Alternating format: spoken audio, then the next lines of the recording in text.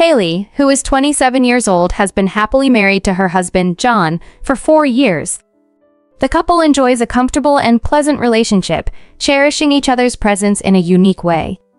Fortunately, Haley gets along exceptionally well with her mother-in-law, Cora, avoiding the common tensions that can strain marital bliss.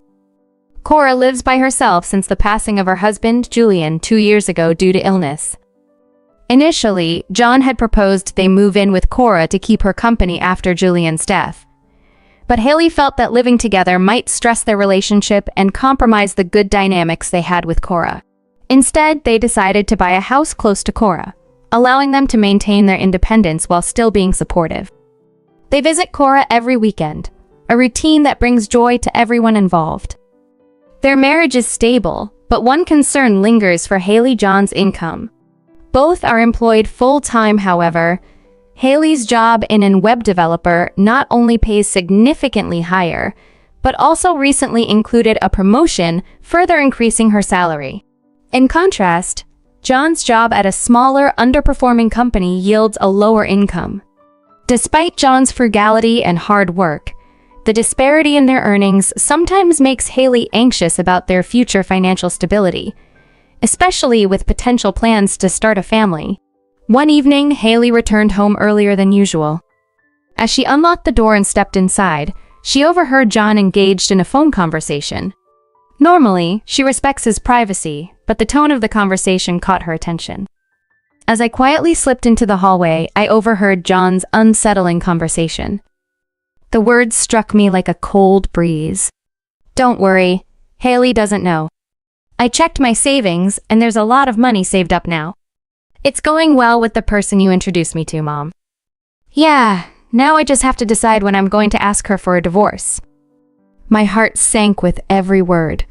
Disbelief and confusion whirled within me. Savings? Divorce? What was John planning? And who was this mysterious person Mom had introduced him to? It seemed likely that the person on the other end of the call was Cora, his mother. But what could they possibly be scheming? My mind reeled from the shock, and I felt a numbing blankness take hold. I needed to clear my head. Silently, I left the house and found solace in a nearby cafe. As I sat there, sipping coffee, the gravity of John's words weighed heavily on me. Was he planning to leave me for another woman? What did he mean by mentioning savings? Considering John's modest income, it was puzzling. Was it possible he had been deceiving me about his finances all this time?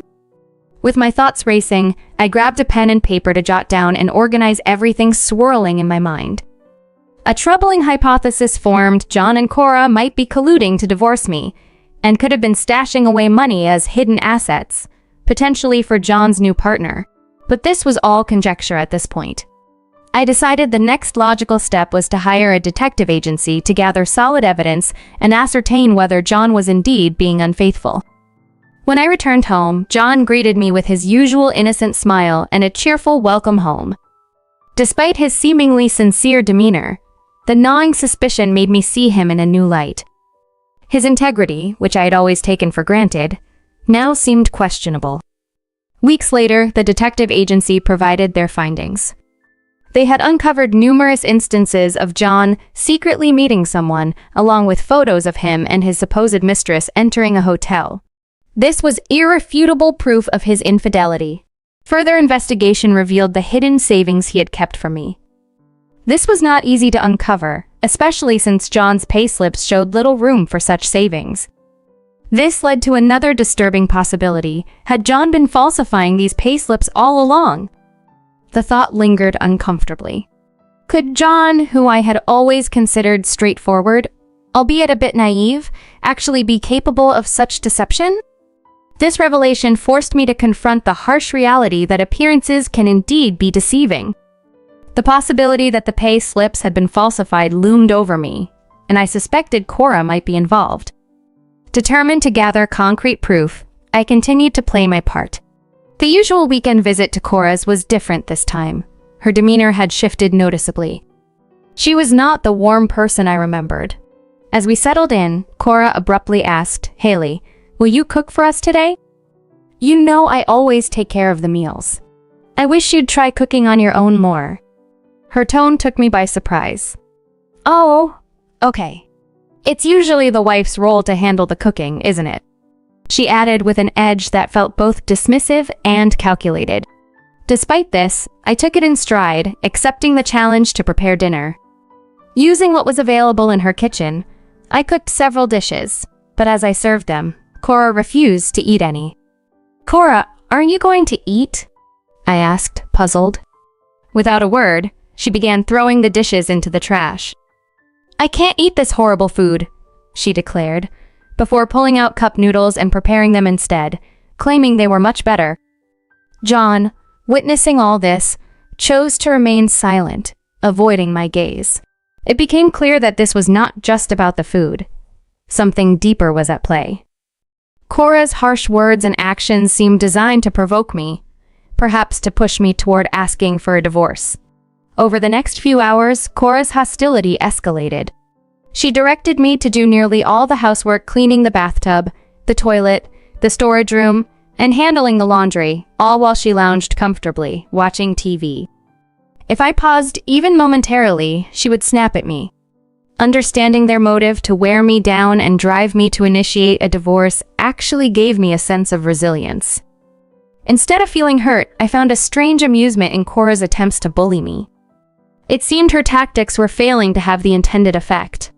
As I was tidying up the living room, Cora suddenly dropped a stack of dishes, shattering them on the floor. Oh, I'm sorry, Haley. Could you clean this up too?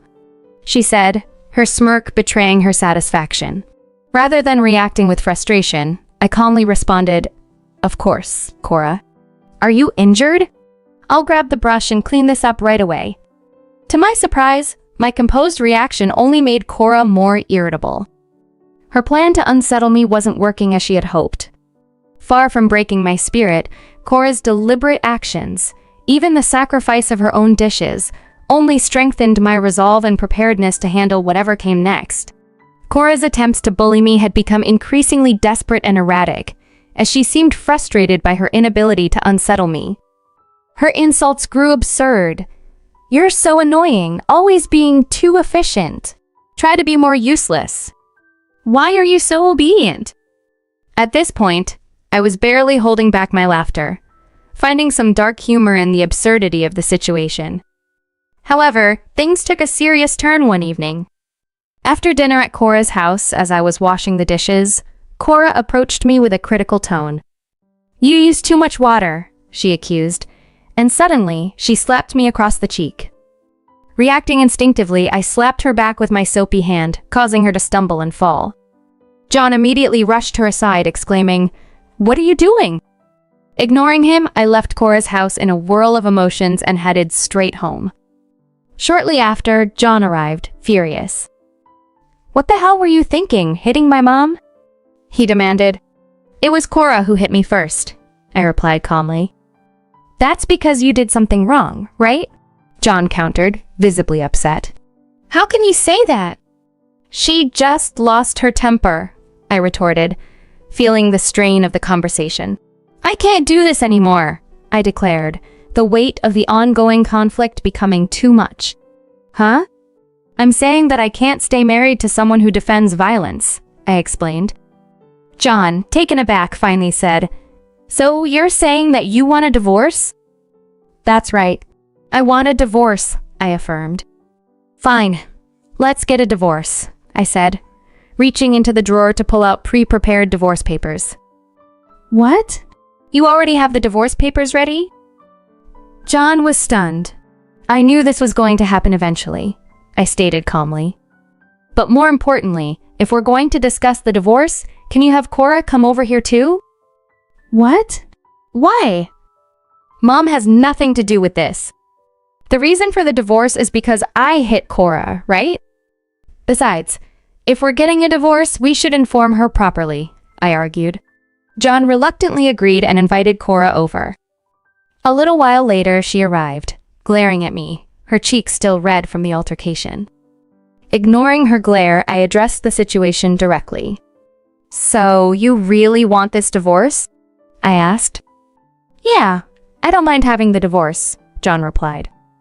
I filled out my part of the divorce papers and handed them over to John. He filled in his part, and as he and Cora exchanged a glance, he grinned. "Well, I guess we're done then," he said, sealing the end of our marriage. "Hold on!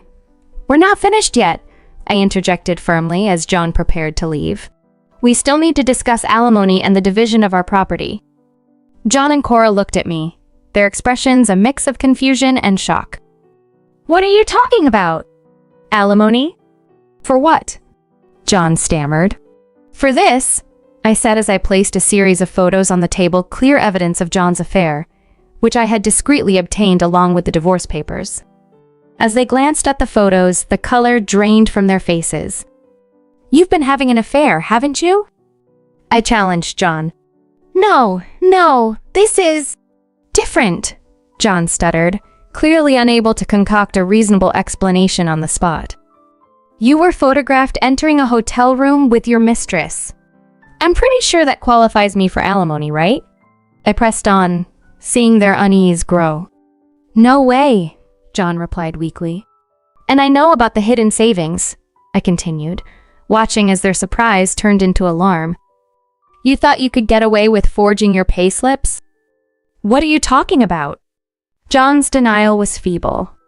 "But I know you, John. You're not the type to do such a thing alone. So, Cora, you must have helped him, right?" I turned my gaze to his mother. "What? There's no way that I would do such a thing," Cora spluttered, her anxiety palpable. "That's fine if you want to be honest," I said calmly. "But if you're not willing to confess now, I will have to sue you for fraud." Cora started sweating, the tension in the room thickening. "Don't accuse people of something you don't have proof of," she shot back defensively. "I'll definitely get the proof. There are many ways to do so," I retorted. "I'll go through court and request proof of income through my lawyer. They'll show me your withholding tax slips, and then I'll know everything." John's face turned a shade paler. Sensing his vulnerability, I decided to push further. "If you try to hide it, you'll be sued for all the damages, and you'll have to pay more than just your share of the property. Is that okay with you?" Faced with the undeniable evidence and the threat of legal repercussions, John finally cracked. He confessed that Cora had indeed helped him falsify his payslips and that he had been stashing away money in his personal account. When I asked him why he would do such a thing, his response was shocking. John had always felt emasculated by my higher income. After discussing his insecurities with Cora, she had apparently advised him to divorce me, viewing our financial disparity as insurmountable. This revelation laid bare the deep-seated issues that had been simmering beneath the surface of our marriage, prompting a reevaluation of everything I had believed about our relationship. Given that I earned more, Cora had advised John to let me cover a larger share of his living expenses for a while. Behind my back, he was to secretly save money. Their plan was that once he had accumulated enough, John and I would divorce. It seemed that Cora harbored resentment towards me because I had previously refused to live with her, and she saw this scheme as a way to undermine me. Realizing they were playing the victim while actively plotting against me, I decided that there was no room for kindness. I promptly hired a lawyer, demanding alimony from John and compensation from his mistress. I also pressed for the disclosure of John's hidden savings and managed to secure a significant portion for myself. Moreover, John had to pay me half the value of our house in exchange for my departure. The fallout for John was severe. After paying me, his savings were depleted. Adding to his woes, his mistress, who was unaware of the financial implications, became furious about the unexpected alimony payments and left him. Taking advice from Cora had backfired spectacularly. Ruining the mother-son relationship, John stopped visiting Cora's home altogether. In a move to expose their deceit, I shared the story with their neighbors, leading them to view Cora unfavorably. As a result, she became socially isolated. I also reported John's affair to his workplace. Given that it was a small company, the scandal was particularly damaging, and John faced ostracism from his colleagues. It felt justifiably satisfying to see them face the consequences of their actions. Meanwhile, I embraced my new single life with enthusiasm. I purchased a luxurious tower condo, reveling in the comfort and space it offered. Recently, I even started a new relationship. My days are now filled with comfort and new beginnings, a stark contrast to the deceit I left behind.